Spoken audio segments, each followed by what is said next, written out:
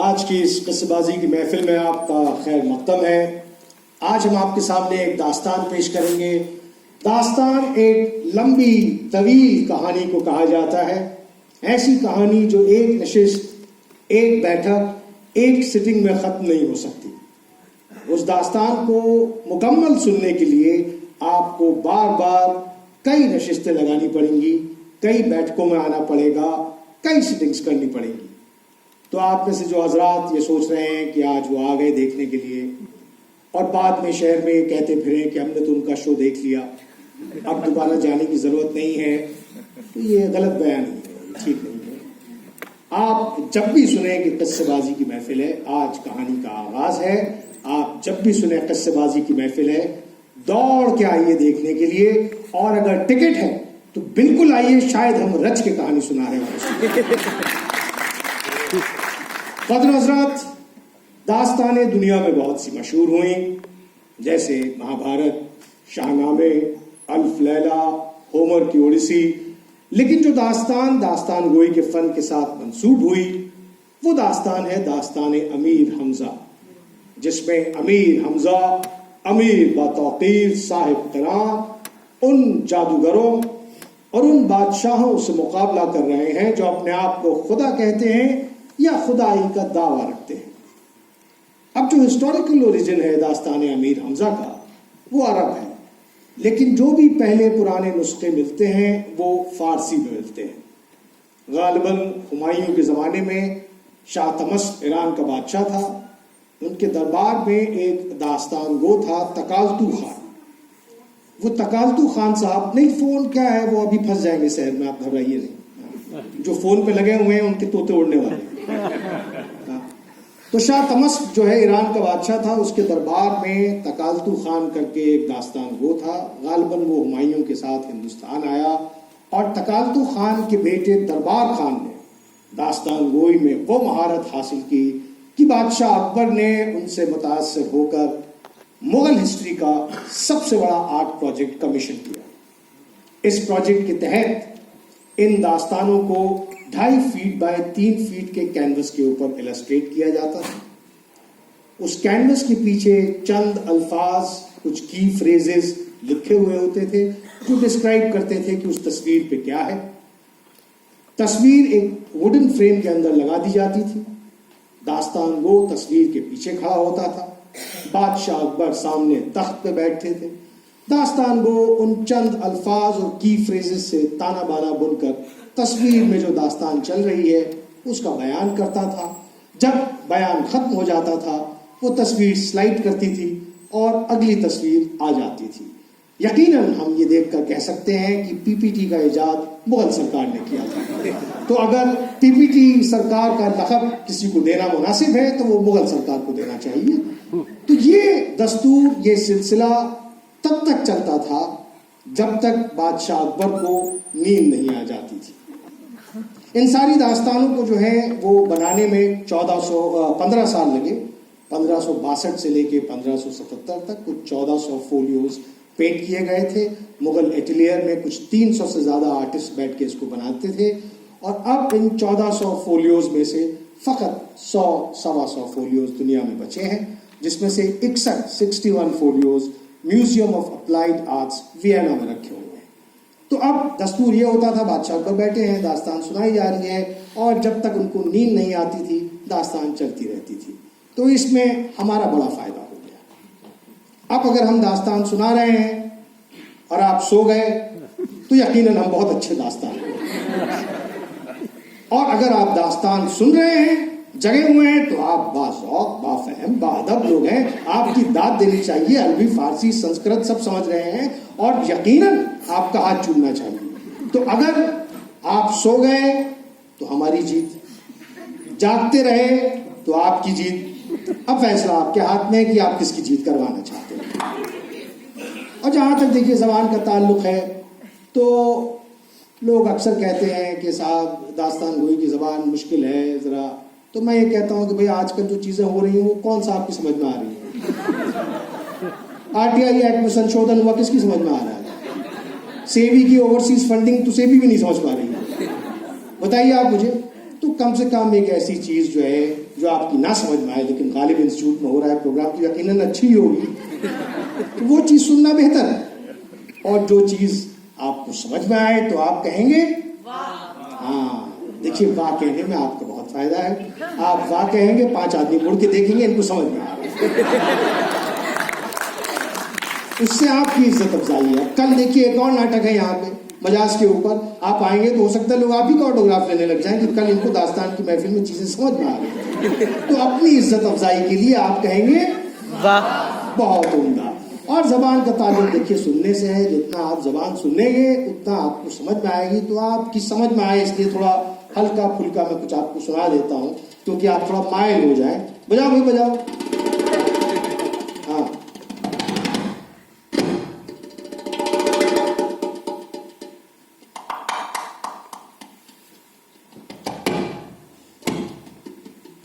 جھنجھلائے ہیں لجائے ہیں پھر مسکرائے ہیں. جھنجھلائے ہیں لجائے ہیں پھر مسکرائے ہیں، کس اہتمام سے ہم انہیں یاد آئے ہیں.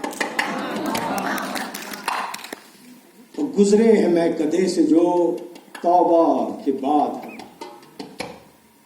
گزرے ہیں میں کدے سے جو توبہ کے بعد ہم، کچھ دور عادتاً بھی قدم لڑکھڑائے ہیں. اب وہ ہمیں جس قدر آزماتے رہے. دیکھیے بہت اچھا شعر ہے خمار بارہبنکری صاحب کا، آپ لوگ یاد کر لیجیے، آپ لوگ کے کام ہے.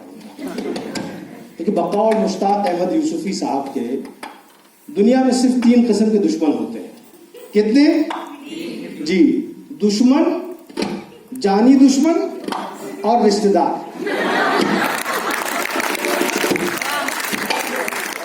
تو 3 قسم کے دشمن ہوتے ہیں. اگر آپ کا سابقہ اس میں سے کسی سے پڑ جائے تو آپ یہ شعر ضرور پڑھیے گا کہ وہ ہمیں جس قدر آزماتے رہے اپنی ہی مشکلوں کو بڑھاتے رہے.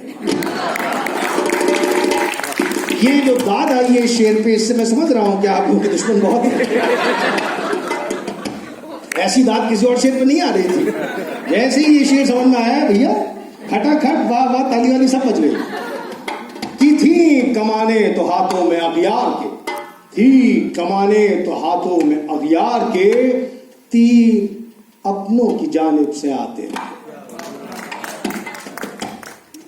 مت برا اس کو کہو، مت برا اس کو کہو گرچہ وہ اچھا بھی نہیں. مت برا اس کو کہو گرچہ وہ اچھا بھی نہیں، وہ نہ ہوتا تو غزل میں کبھی کہتا بھی نہیں. وہ جانتا تھا ستمگر ہے لیکن کیا کیجیے، جانتا تھا ستمگر ہے لیکن کیا کیجیے، اس کے علاوہ کوئی دوسرا تھا بھی نہیں. اور بارہا گفتگو ہوتی رہی لیکن میرا نام، بارہا گفتگو ہوتی رہی لیکن میرا نام اس نے پوچھا بھی نہیں، میں نے بتایا بھی نہیں. اور دوستی اس سے نبھا جائے بہت مشکل ہے. دوستی اس سے نبھا جائے بہت مشکل ہے. اپنا تو وعدہ ہے اس کا تو ارادہ بھی نہیں. اپنا تو وعدہ ہے اس کا تو ارادہ بھی نہیں. وہ کہتے ہیں کہ شمع تنہا کی طرح صبح کے تارے جیسے، شمع تنہا کی طرح صبح کے تارے جیسے، شہر میں ایک ہی تو ہوں گے ہمارے جیسے. اور سخت جان ہم سا کوئی تم نے نہ دیکھا ہوگا. سخت جان، سخت جان مطلب 2-3 بار کووڈ ہوا، ڈینگی ہوا لیکن مر گئے، ایسے آدمی کو کہا جائے گا سخت جان. کہ سخت جان ہم سا کوئی تم نے نہ دیکھا ہوگا، ہم نے قاتل کئی دیکھے ہیں تمہارے جیسے. اور اس کی آنکھیں ہیں ایک ڈوبنے والا انسان، اس کی آنکھیں ہیں ایک ڈوبنے والا انسان دوسرے ڈوبنے والے کو پکارے جیسے. اور حسن میں گرچہ بہنگام کمال اچھا ہے. حسن میں غالب انسٹیٹیوٹ میں بیٹھے ہیں تو اچھا نہیں لگتا. آدمی سب ادھر ادھر کے شاعر پڑھ رہا ہے، غالب نہ پڑھے. ہاں آپ لوگ بھی کہیں گے بتائیے، دھوکہ دھڑی دے کے بلا لیا ہم لوگ یہاں پہ. کہ حسن میں گرچہ بہنگام کمال اچھا ہے، اس سے میرا مہ خورشید جمال اچھا ہے. اور بوسہ دیتے نہیں، دل پہ ہے ہر لحظہ نگاہ. بوسہ دیتے نہیں، دل پہ ہے ہر لحظہ نگاہ. جی میں کہتے ہیں مفت آئے تو مال اچھا ہے، اور بازار سے لے آئے اگر ٹوٹ گیا. ساغر جم سے میرا جام سفال اچھا ہے. اور بے طلب دے تو اس میں مزہ سوا ملتا ہے. بے طلب دے تو اس میں مزہ سوا ملتا ہے. وہ گدا جس کو نہ ہو خوئے سوال اچھا ہے. اور ان کے دیکھے سے جو آ جاتی ہے منہ پر رونق، وہ سمجھتے ہیں کہ بیمار کا حال اچھا ہے. اور دیکھیے پاتے ہیں عشاق بتوں سے کیا فیض. ایک برہمن نے کہا ہے کہ یہ سال اچھا ہے. ہم کو معلوم ہے جنت کی حقیقت، لیکن دل کے خوش رکھنے کو غالب یہ خیال اچھا ہے. بجا بھائی.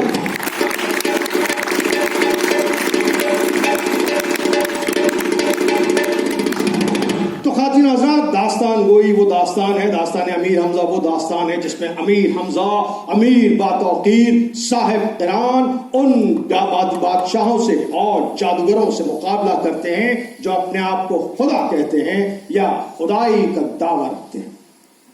اس وقت جہاں داستان کھل رہی ہے امیر حمزہ اور ایک بہت بڑے بادشاہ زمرد شاہ باختری عرف خدا وند لقا، باقی نام آپ بھول جائیے، لقا یاد رکھیے. اب وہ سب مجبوری ہے، کیا کریں، بتانا پڑتا ہے. خدا وند لقا سے مقابلہ کر رہے ہیں. لقا کا 80 گز کا قد ہے، 60 گز کی اس کی داڑھی ہے. داڑھی کے ہر ایک بال میں اس نے موتی پرو رکھے ہیں. جہاں جاتا ہے اپنے آپ کو خدا اعلان کر دیتا ہے. وہاں کے جو چھٹ بھئیے جادوگر ہیں اس کو خدا تسلیم کر لیتے ہیں. یہ خبر امیر حمزہ کو پہنچتی ہے. وہ اپنا لشکر لے کے کوچ کرتے ہیں، لقا سے جنگ کرتے ہیں. لقا شکست کھاتا ہے، اپنا منہ پٹا کے وہاں سے کہیں اور نکل کے جاتا ہے. کہیں اور جا کے پھر خدائی کا اعلان کرتا ہے. وہاں کے چھٹ بھئیے جادوگر پھر اس کو خدا تسلیم کر لیتے ہیں. امیر حمزہ کو پھر خبر ملتی ہے، وہ پھر لشکر لے کر کوچ کرتے ہیں. لقا اور امیر حمزہ جنگ چلتی ہے. لقا شکست کھاتا ہے، وہاں سے پھر منہ پٹا کے نکلتا ہے، کہیں اور پہنچتا ہے، پھر جا کے خدائی کا دعویٰ کرتا ہے. اور یہ سلسلہ 42,000 اوراق تک چلتا رہتا ہے. اب جہاں جنگ کھل رہی ہے وہاں امیر حمزہ اور لقا ماؤنٹین آف اگیٹ کے اوپر جنگ لڑ رہے ہیں. لقا شکست کھا رہا ہے، پر اس نے جو آس پاس کے چھپئیے جادوگر ہیں ان کو ایک خط لکھ دیا ہے کہ بھائی یوں تو میں خدا ہوں، جنگ نہیں ہار سکتا، لیکن تم لوگوں کا امتحان لینے کے لیے میں جنگ ہار رہا ہوں کہ کون کون میری نصرت کے لیے آئے. اب اس میں سے ایک خط ایک چھپئیے جادوگر افراسیاب کو پہنچتا ہے جو طلسم میں ہوش تو با، ایسا طلسم جو آپ کے ہوش اڑا دے. ہاں یہ یہاں کا ڈرامہ نہیں ہے کہ آپ کو فون دیکھ رہے ہیں نکال کے، ایسا نہیں ہے.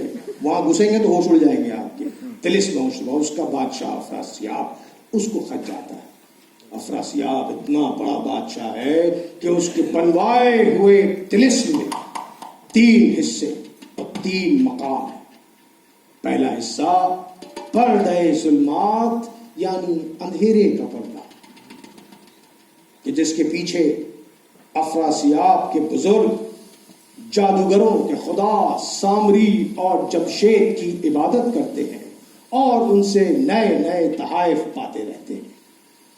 دوسرا درجہ اس طلسم ہوشربا کا ہے طلسم باطن، نظروں سے چھپا ہوا طلسم، جہاں پہ افراسیاب اور اس کے بڑے بڑے وزراء وغیرہ بیٹھ کر ہوشربا کے اوپر حکومت کیا کرتے ہیں. طلسم باطن میں جو ہوتا ہے وہ دکھائی نہیں دیتا، جو دکھ رہا ہوتا ہے وہ ہوتا نہیں ہے. سرکار بھی آج کل ایسے ہی چلتی ہے. तिलिस्म ظاہر, نظروں کے سامنے کا طلسم, جہاں رعایا برایا تاجر آپ اور ہم جیسے معمولی لوگ اس طرح کے سب فیسٹیول چلتے رہتے ہیں. تو باطن اور ظاہر طلسم کے درمیان افراسیاب نے سحر یعنی جادو سے ایک دریا سوچا کہ نام اس دریا کا دریائے خون رواں ہے, اور اس کے اوپر ایک پل دھوئیں کا بنا ہے, اور 2 شیر منہ کھولے اس پل کے اوپر کھڑے ہیں, اور ایک دھوئیں کی عمارت 3 درجے کی اس پل کے اوپر بنی ہوئی ہے. پہلے درجے میں پریاں اور شہزادیاں منہ سے شہنائیاں اور کرنائیاں لگائے ہما وقت انہیں خوش آہنگی سے بجایا کرتی ہیں.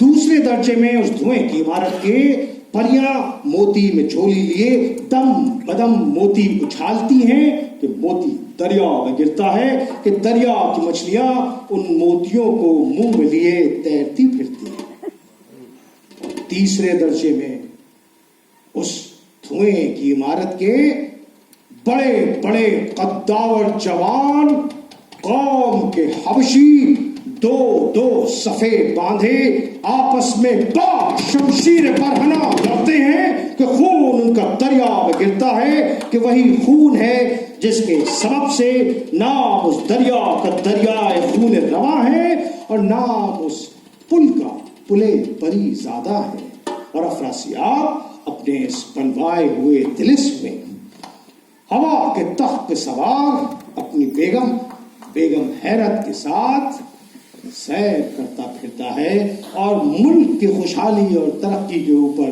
ڈاکیومنٹریز بنایا کرتا ہے. تو آپ سمجھیں کتنا بڑا اچھا ہے افراسیاب. لیکن اس میں ایک پیچ ہے. پیچ یہ ہے کہ جیسے ہی کوئی طلسم ایگزسٹنس میں آتا ہے, اس کے ساتھ ایک لوح طلسم, ایک تختی, وہ بھی وجود میں آ جاتی ہے. اب اس تختی کے اوپر طلسم کیسے توڑا جائے, طلسم میں کیا کیا مشکلات ہیں, ان مشکلات کے اوپر بر کیسے آیا جائے, طلسم کشا طلسم توڑنے والے کا نام, سارے راز لکھے ہوئے ہیں. لیکن اس میں ایک پیچ اور ہے.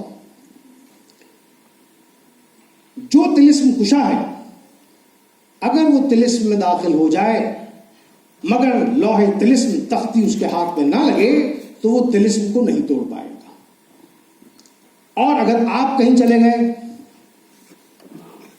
کیا پتا آپ کا من کیا کہ آپ کہاں پھنس گئے, یار یہاں اردو فارسی بہت چل رہی ہے, اٹھے اور اٹھ کے چلے گئے, چلو لوٹینس دلی چلا جائے, اور وہاں کوئی ایسا ورم ہول کھلا اور سڈنلی آپ طلسم ہوشبہ میں داخل ہو گئے, اور آپ کے اندر یہ کیفیت طاری ہوئی کہ میں اس طلسم کو توڑوں, لیکن اگر تختی آپ کے ہاتھ میں لگ بھی جائے تو آپ کچھ نہیں کر پائیں گے, کیونکہ آپ طلسم کشا نہیں ہیں. یعنی جس کا بندر وہی نچائے. آپ سمجھے یہ کیا ہے؟ یہ فیس آئی ڈی ہے. جب طلسم کشا تختی میں دیکھے گا تبھی راز کھلے گا, ورنہ راز نہیں کھلنے والا. اب بڑی مشکل سے امر یار نے اور اسد غازی جو طلسم مشربہ کے طلسم کشا ہیں اور امیر حمزہ کے پوتے ہیں, انہوں نے لوح طلسم حاصل کی. لیکن اس سے پہلے اسد غازی کچھ عمل کر سکیں, افراسیاب کی عیارہ سر شمشیر زن آئی اور وہ لوح طلسم ان سے چرا کر چلی گئی. یہاں تک تھا پری ایمبل. اب آرٹیکل 1 کانسٹیٹیوشن سٹارٹ ہوگا. بجاؤ شروع آغاز کرو.